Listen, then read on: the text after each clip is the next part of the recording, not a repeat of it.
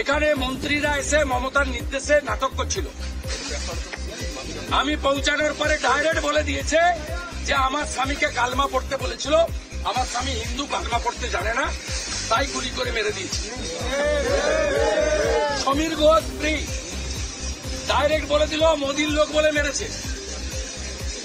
তৃণমূলের কাউন্সিলর অসীম বসুর সামনে বলেছে হাতে ডোর ছিল তাই মেরে দিয়েছে, বলেছে তোরা মোদির লোক।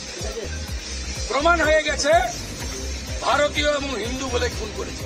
সত্য স্বীকার করুন, ভারতীয় সনাতনীরা ঐক্যবদ্ধ হন। রাজনীতি পরে হবে। এ লড়াই শুধু মানবতার লড়াই নয়, এ লড়াই ভারতীয়ত্বের লড়াই, রাষ্ট্রবাদের লড়াই এবং হিন্দুত্বের লড়াই। ওদের বিচারও আমার চাই, আমি সব আপনাকে বলবো। ওদের বিচারও আমি কাল বিকালে আপনার বাড়িতে কাল বিকালে আমি আসুন। আমার এই হাজবেন্ড ছাড়া কেউ নেই। আমার একটা 3.5 বছরের বাচ্চা। ও সকালবেলা ঘুম থেকে উঠে কি বলেছে জানেন? মাম্মা ফায়ার, পাপা শেষ। এটা ও চোখের সামনে ওর বাবাকে হিন্দুস্তানে হিন্দুকে খুন করবে। ও গাজা শেষ হয়েছে, ইসরায়েল শেষ করেছে, আমরাও শেষ করব।